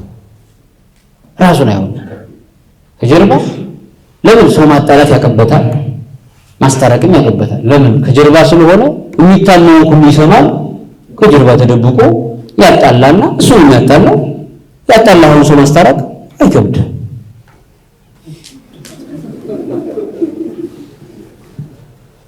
ይሄ ፋክት። ከዚች ሞመንት ጀምሮ አንደኛ ከጀርባ ማጥቃት እንስሳነት ነው ወይም ከልብ አለመኖር እንስሳነት ነው። ሁለተኛ ፊት ለፊትም አልችልም ምናምን ካልክ እጽዋት ነህ ማለት ነው። ወደ ሰውነት ደግ በዚህ አውድ ደሞዝ የማይምራን ታዲያ የደሞዝን ችግር እንዴት እንፈተዋለን ለሚለው ጥያቄ ብቻ ጨርሳለሁ። ቦነሱን ጨርሻለሁና ጭንቅላት ሲሰራ ያገኛል። ምን የተሻለ ያስባል። ጭንቅላት ካልሰራ ሐሜተኛ ነው የሚሆነው። በባህሪው በተፈጥሮ ነው፣ በኔቸር ነው። ለምሳሌ ሐሜተኛ ከሆናችሁ ራሳችሁን ተመልከቱ። ጠዋት መጣችሁ እቺ የሰዓት ፊርማን ከፈረማችሁ በኋላ ወደ ሐሜት ከገባችሁ ዕውቀታችሁ ሐሜት ስለሆነ ነው። ለምን አታነቡም ማለት ነው። ሐሳብ የለንም ማለት ነው። ሐሳብ ከሌለም ጭንቅላታችን አለማሰብ ስለማይችል የሆነ የምናውቀውን ሰው ፈልጎ ወረኛውን ሰው መርጠን እንድናወራ ያስገድደናል። ስለዚህ የሚጨምር ነገር ስለሌለው ኢሞሽናል ያደርገናል፣ የስሜት ሰዎች ያደርገናል። የምናስበው በስሜት ይሆናል ማለት ነው። ሰዎችን በመጥቀስ ሰዎችን በመዝራት ነው የሚሆነው ማለት ነው። አስተሳሰብ የለንም። አዲስ ኦፖርቹኒቲ ቢመጣ መፍጠር አንችልም። ስጨርስ ቤቱን አሳምረው ሞቆኝ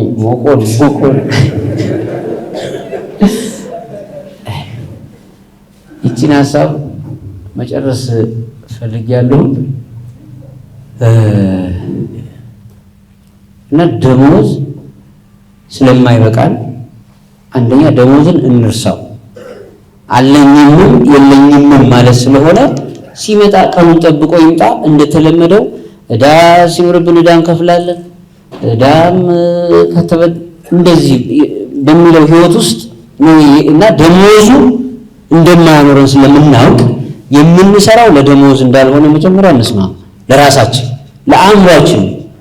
ከዛ ጂምናዚየም ሄደን ብር ከፍለን እሺ፣ ገና ለገና ላልመጣ በሽታ ብር ከፍለን ነው ስፖርት የምንሰራው አይደል? በቃ እዚህ ጋር ደግሞ የሆነች ብር ተከፍሎን አእምሯችንን ወይም ከኛ ችሎታና ሙያ ትንሽ ነገር ለማበርከት ያህል ብር ተከፍሎናል ብለን እናስብ። ይሄ ሲምፕል ለማድረግ ሰው ብር ከፍሎ ስፖርት ይሰራል። ብር ከፍሎ ስፖርት የሚሰራ ከሆነ ብር ተከፍሎኝ ትንሽዬ ከኔ ሙያ ባበረከት ብላችሁ አስቡ። ከዚያስ ቆይታችንን እንዴት እናድርገው ለሚለው አንደኛ አቴንዳንስ አይምራን፣ ሁለተኛ አለቃ አይምራን አልን አይደለ? ምን አበረክታለሁ? ቢያንስ በቆይታዬ እዚህ መቆየው ተከፍሎኝ ትንሽዬ ለማበረከት ነው በሚል እስኪ ምን ላበረክት? አዮ ለደሞዝ እንደማትሰሩ ልክ ስታስቡ አንድ ጨርሻለሁ። ለደሞዝ እንደማትሰሩ ስታስቡት በቃ ሰላም ይሰማቸዋል። ያኔ ሰርቼም እኮ ወደሚል ወቀሳና የለም ሰልፍ ረብሻ ከወሰዳችሁ ሁሌ ረብሻው ስለሚጨምር ኑሮ እየተወደደ ነው፣ ደሞዙ እዛው አያረካችሁ። ስለዚህ በቃ ይሄ እንዳለ ይሁን። ግን እዚች ጋር ባለችኝ ቆይታ በቆየሁባት ሞመንት ሁሉ ከኔ የማበረክተው ምን አለ ቢያንስ የምትለዋ የመጀመሪያዋ ለአእምሯችሁ የምትሰጧት መልካም ነገር ትሁን። ሁለተኛ አንጎላችን በተፈጥሮ በኔቸሩ ሲሰራ አዲስ የሚሆን ሲሰራ የሰው ልጅ አንጎል ብቻ ነው ሲሰራ አዲስ የሚሆነው። ሁሉም ነገር ሲሰራ ያረጃል።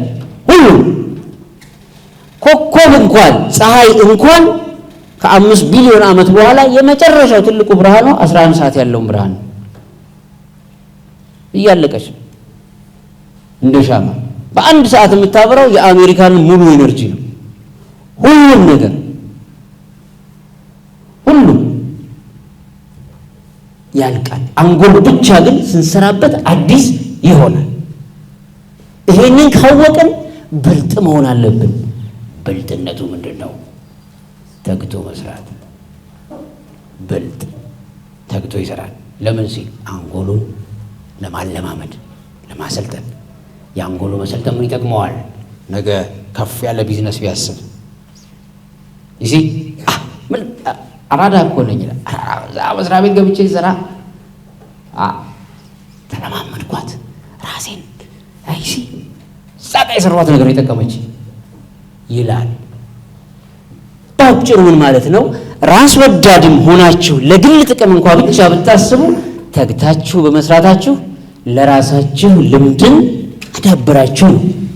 ግን ሰው ሆናችሁ አካባቢ ሀገሬ ወይም ሌላው ሰው ከተማዬ፣ ወረዳዬ፣ ዞኔ፣ ክልል ምን ትልቅነት ደግሞ ካላችሁ አስቡት።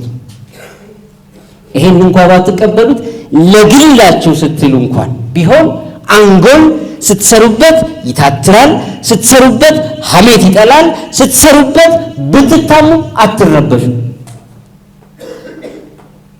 መታተር መትጋት፣ ከዛ ቀናችሁ ሙሉ ሰላም ይሆናል። ከዚያስ የሚያሸንፋችሁ የለም። ይቺን 1 ወር ብቻ ኤክሰርሳይዝ ብታደርጓት በጤናችሁ ላይ ለውጥ አለ፣ በሰላማችሁ ላይ ለውጥ አለ፣ በከተማችሁም ላይ ለውጥ ይመጣል።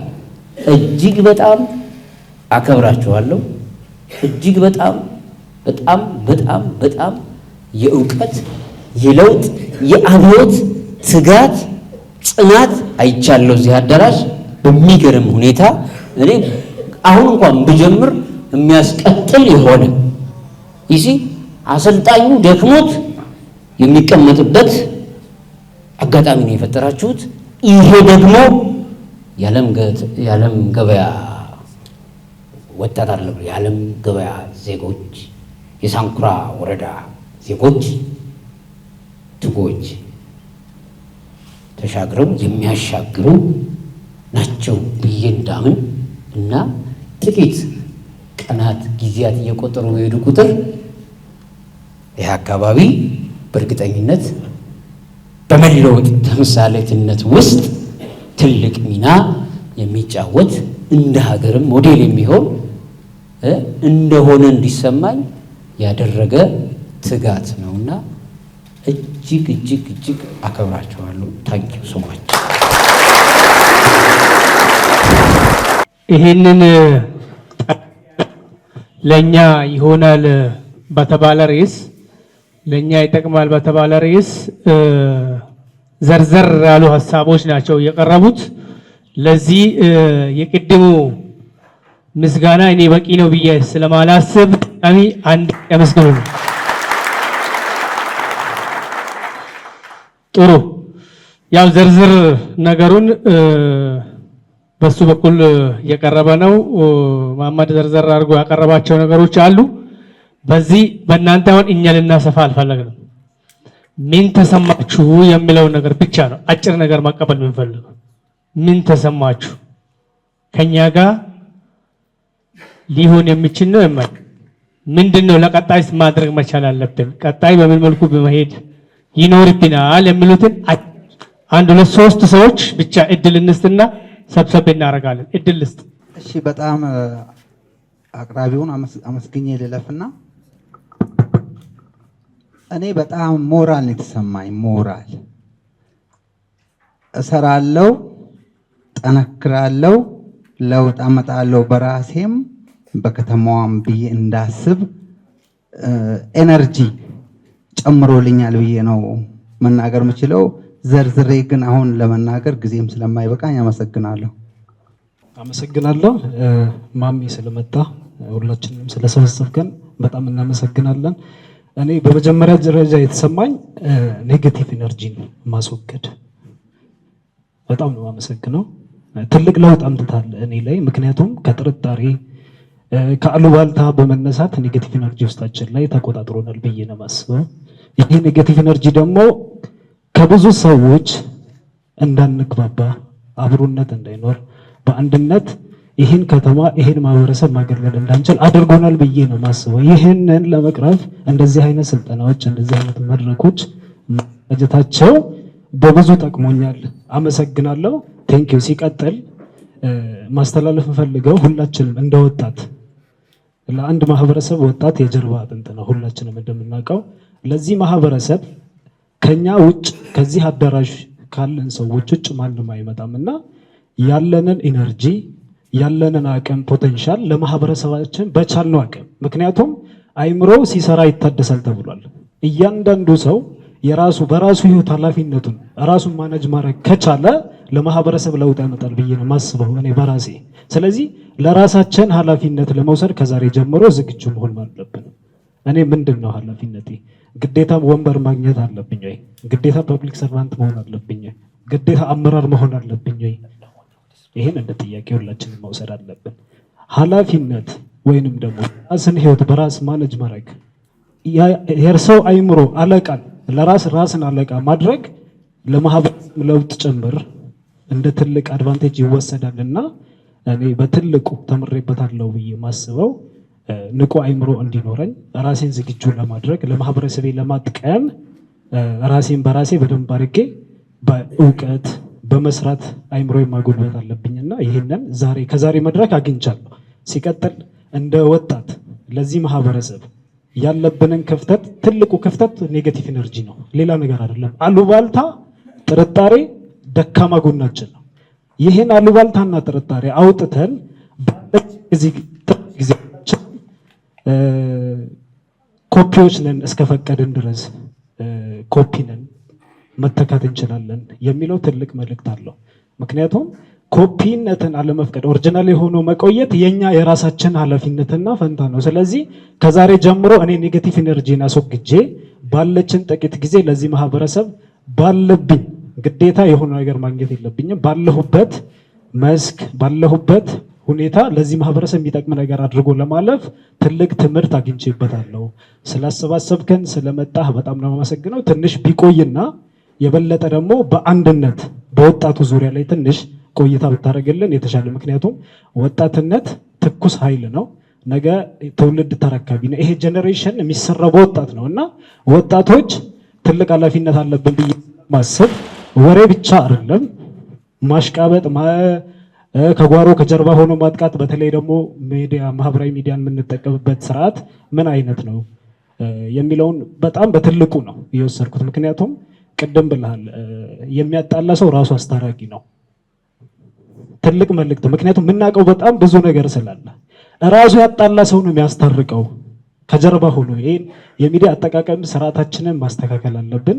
በተቻለን አቅም ለዚህ ማህበረሰብ ለስልጤ፣ ለሳንኩራ፣ ለዓለም ገበያ እድገት እንደ ወጣት የራሳችንን አበርክቶ ማድረግ ስላለብን ከዛሬ ጀምሮ እንደ ወጣት ባለንበት የስራ ዘርፍ የራሳችንን ኃላፊነት መውሰድ አለብን። በወጣት ዙሪያ ላይ ደግሞ ትንሽ ከማህበራዊ ሚዲያ አጠቃቀም ጋር ተያይዞ ለማህበረሰቡ ከነዚህ አካላት ጋር ተቀራርቦ በሚሰራበት ሁኔታ ላይ ትንሽ አንድ 5 ደቂቃ ወስደህ እንደ ምክር ቤቴን በሰጥልን ደስ ይለኛል። አመሰግናለሁ። ቴንኪው። እሺ፣ ያው አመሰግናለሁ። የተሰጠን የማይንድ ሴት ስልጠና ያው ከማመስገን ውጪ ምንም አስተያየት የለኝም። በጣም ደስ የሚል ነበር። ያው መሐመድ አሊ ቡርሃን ከተማሪ ያለ ጀምሮ አውቀዋለሁ። ያው ቁመት ባይጨምርም በእውቀት ግን በጣም ትልቅ ሆነ ነው ያገኘው። ከፔዳ ጀምሮ ማውቀው ልጅ ነው፣ አብረን የተማርነው። ያው ዛሬ ሊረሳን ይችላል። ከዛ በኋላ ብዙ መጽሐፍ ጽፏል። ከእድሜው ቁጥር በላይ የሆኑ መጽሐፍትን ጽፏል። ያው በሚዲያም እንከታተለዋለን። በጣም እናመሰግናለን።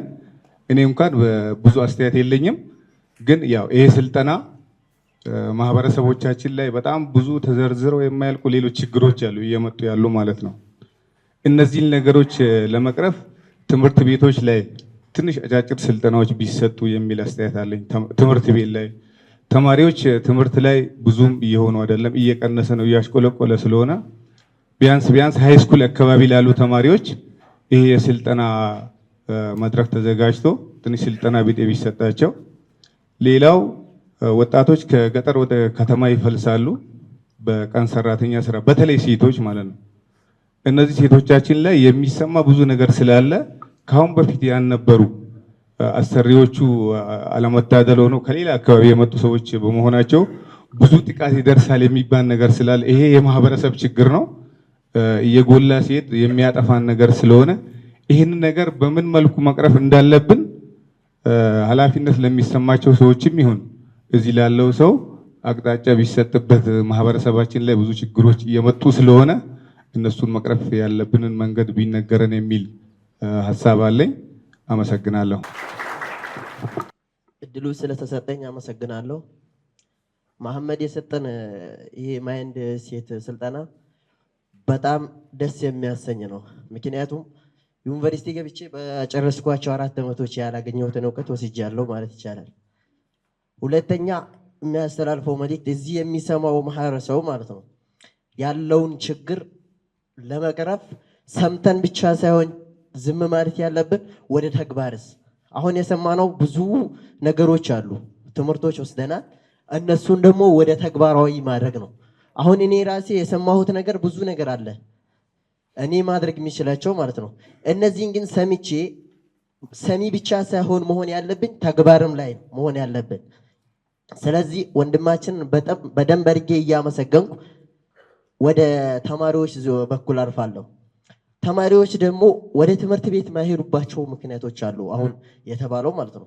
እኔ የሚያውቃቸው ተማሪዎች አሁን ለመማር ፍላጎት እያላቸው ለምሳሌ ለአንድ አባወራ አንድ ልጅ ወይ ቢኖረው በውሃ ምክንያት ጠዋት ወጥቶ 12 ሰዓት የሚገባበት ሚንስ አለ።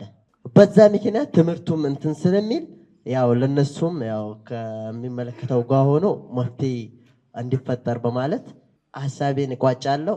በጣም አመሰግናለሁ። እድል የተሰጠ ስልጠና እዚህ ቤት ውስጥ ያለው አመራር አለ፣ ወጣቶች አሉ፣ ቅድም እንደተባለውም ከየተቋሙ የመጡ ባለሙያዎች አሉ። አጋጣሚ ሆኖ ባለሙያዎች መኖራቸውን እኛ ኢንፎርም አላደረግነው ነበር፣ ግን ለነሱ የሚሆን ስልጠና ነው የተሰጠው ማለት ነው። ዋናው ነገር እኛ 3 ነገሮችን አስቀምጠውልናል። አለቃ፣ አቴንዳንስ፣ ደሞዝ። ያው መኖር አለመኖር የተባለችው ማለት ነው። ወደዛች ፓርት ሳንደርስ ግን እኔ አንድ ነገር ብቻ ነው ማነሳው።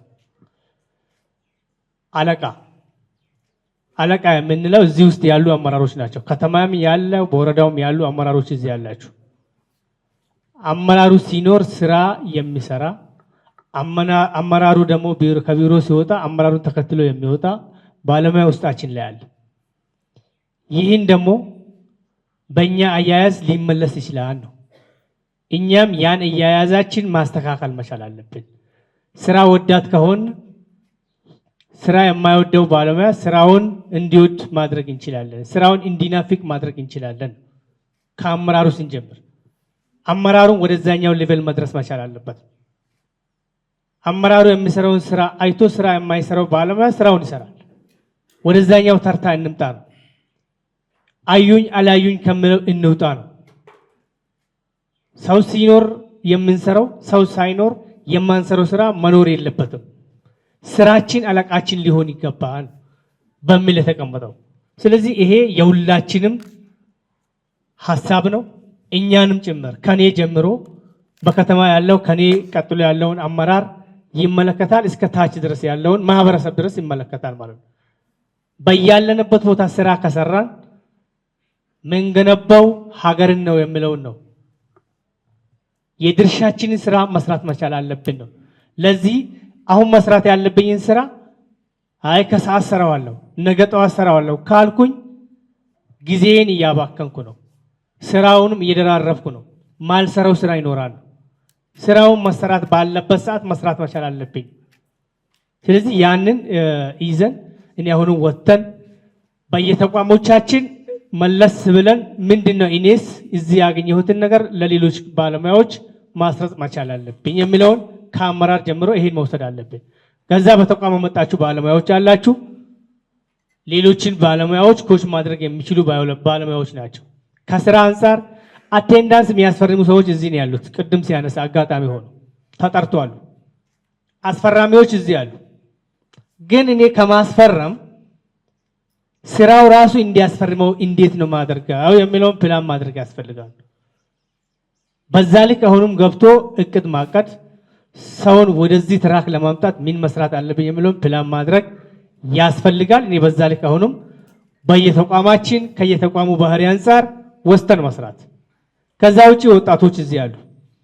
ወጣቶች አመራሩንም ማህበረሰቡንም ሁሉንም የሚወክሉ ወጣቶች አሉ። ሁሉንም የሚመስሉ ወጣቶች አሉ።